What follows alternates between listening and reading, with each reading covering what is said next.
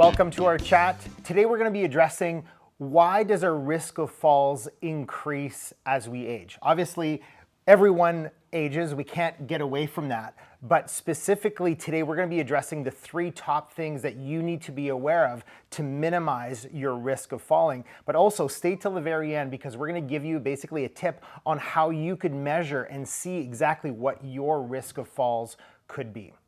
So really there are 3 things, how we've broken it down. There are 3 sort of top key components that will increase our risk of falling as we age. Right? And the number 1 being strength, lack of strength. If we are not actively trying to stay strong and become strong throughout life, we're going to lose it. Right? When we hit about 50s, 60s, or every passing decade, we're going to see a decrease in strength. There's a really steep drop off, especially for men once we get into those mid 70s, but that strength loss really starts to happen in that 4th decade of life. So in our 40s, if we're not actively trying to keep it, we're going to start to lose it. And it's also too late when you want to realize, oh, now I feel weaker, I should really start to train. Correct. No, it's already too late. No, it's never too late. You always want to start training, you always want to do it, but really we want to really press upon you to really be thinking about this and be actively trying to train, especially your strength overall, because we know we're going to be losing it over time. And so why does that strength correlate to, if we lose that strength, why is a decrease in strength or a strength loss, how does that make a fall risk worse, or how does that increase our risk of falling? Well, the key thing is we never really know what's going to happen, right? We may be taking a step over a curb. We may have something that we're reaching back for, and all of a sudden we bump into someone. If we have that overall strength and stability, we could accommodate and kind of ward off that fall, especially when we take a long kind of lunging forward kind of fall. But if we have that stability and strength in our legs, we could hold, get ourselves back up, and we're good. If we lose that strength, all of a sudden, that's when we have zero stability and, right to the ground. So strength is absolutely a key thing to minimize your risk of falls as you age. The other thing is, if we have that strength, let's just say you still did trip and fall. The more muscle mass you have surrounding bones, right? Because the biggest risk with falling as we age is fracturing a bone, generally fracturing the long bone of the leg, the femur, the hip, which can have massive consequences of ending up in the hospital, losing independence, and so on and so forth. And so by having that extra muscle mass, there's much less chance you will fracture that bone if you have a good amount of muscle mass surrounding, protecting the bone as we fall. So there's also like an indirect correlation there of being stronger actually will help sort of absorb some of that impact. Okay. So number 2, what's number 2 on the list? So it's just sedentary living or a lack of movement. And that lack of movement makes us lose balance as we age, right? We've all heard the expression, if you don't use it, you lose it. And that's true for so many things. Think of any skill, language, anything that you learned maybe at a young age and you stop doing because life gets busy. Try to recall that 10 or 15 years later. We're kind of foggy on it. And so the more we sit and don't do things and sit at a computer, sit in front of the TV, sit on the couch, the less we move, the less we have that sort of 3D awareness, balance, and stability.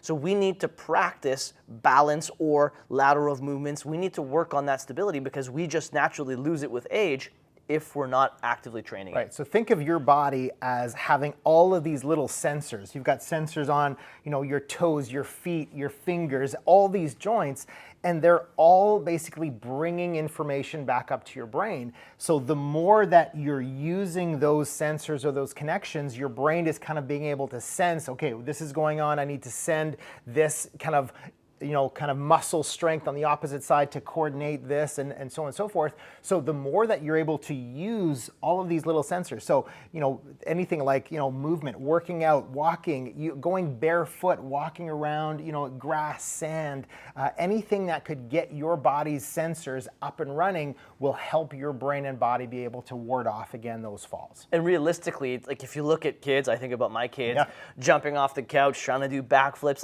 naturally, innately, I think we train those movement patterns, right? Running side to side, dashing back and forth. And then as we age, like if we're going to do exercise, it's often, running in one plane, right? And we don't have that lateral movement. We don't test our stability.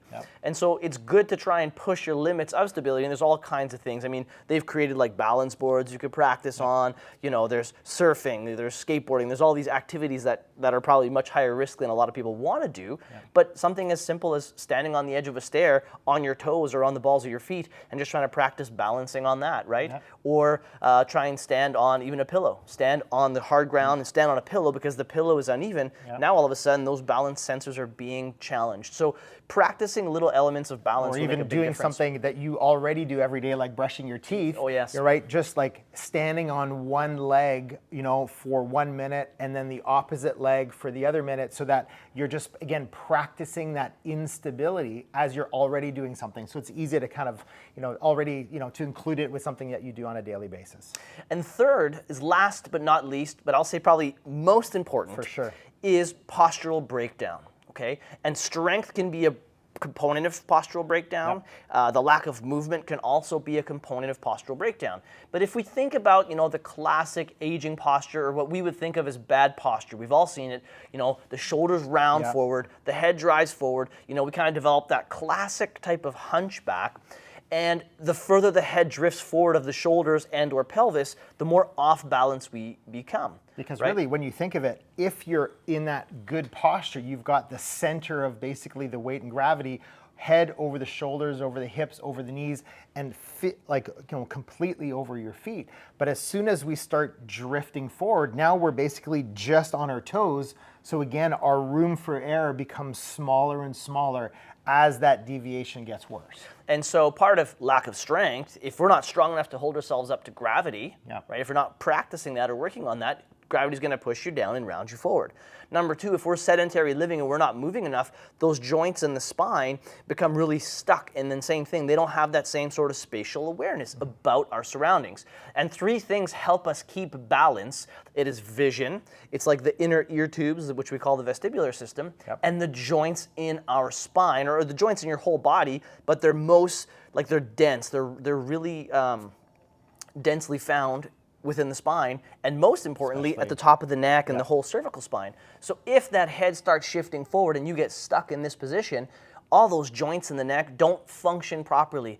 And so same thing, when you're walking around and if you go to trip, it's almost like they're giving broken information to your brain, and you get broken information going out, which is trying to coordinate the footsteps and so on and so forth. Well, and so it's posture kind of is like huge. just the sensors that we were just talking about before. That's Is exactly you it. have those sensors, but now when they're stuck, there's no more, kind of that flow of information back up to your brain. So your brain doesn't know what it should be, or it's very slow in responding to kind of a need like a fall. Right. And so that posture would be, I think, the most important aspect overall to protect ourselves from not falling and having these risks later on in life. And I think, and I know we talk about posture a lot. That's Posture pros. Posture pros. But the key thing is you could even, let's say if you're seeing someone, and if you don't know, let's say if you're seeing them from the back or seeing from the side and you don't know their age, but you see someone standing up and nice and tall, you think that they're younger, even though they may be in their 70s or 80s, just strictly because of their posture, because that good, strong posture is, is we a lot of times link that with a healthy person. So keep that posture upright as best as possible. And sometimes we might not know what that is, right? Like, so if I'm telling you have good posture, right? I tell that to the person. Like someone might think, hey, I have good posture. But Bring your shoulders back. Until we see that picture of ourselves from the side, we don't really know. Right? And so we talked about, okay, well, how do we find your risk assessment? Well, one very crude way is to stand up against the wall. So if you put your back against the wall, and what you would have to do is have your heels against the wall, you'd have to have your hips against the wall and shoulders, the back of your skull should also be touching the wall. That would be normal upright posture. Now let's just say if I said, okay, stand up against the wall and you couldn't touch your head. If it was 2 centimeters, right, so 2 centimeters or less, we'll call that mild bad posture. And then if it gets to 4 centimeters or more, now we're talking about severe bad posture. So with like every centimeter or every increment the shoulders round and your head goes forward, that risk of falling and complications just goes up exponentially, right? Yeah. So that's kind of one of the crude ways for you to assess your own. But then another great way would be find someone with like a balance tracking board. We have that software here in our office. You stand on the board and basically it does 4 20-second trials with different positions, closing your eyes and so on and so forth. And within 2 minutes, it'll spit out an assessment for your age, for your demographic, on a percentage scale, and it'll show you what is your risk of falling. And then simply put, you can have small postural exercises, strength training, stability things, and we can retest that over time to make sure that someone's fall risk is improving, right? So yeah, if you're in our area, reach out to us. We'd love to be able to test that for you. And if you're anywhere else in the world, just try and find a healthcare provider that works with posture and has what's called like a balance tracking system or some sort of fall assessment, a risk or fall assessment in office. These things don't take long and they are extremely valuable. So hopefully those 3 tips helped you or will help you. But also, if you find this video valuable, just please share it with someone else, because I know that a lot of times this information is out there, but just people don't have the ability to get it. So please share it with others and subscribe to our channel to get more great information over time. Have a great rest of your healthy day.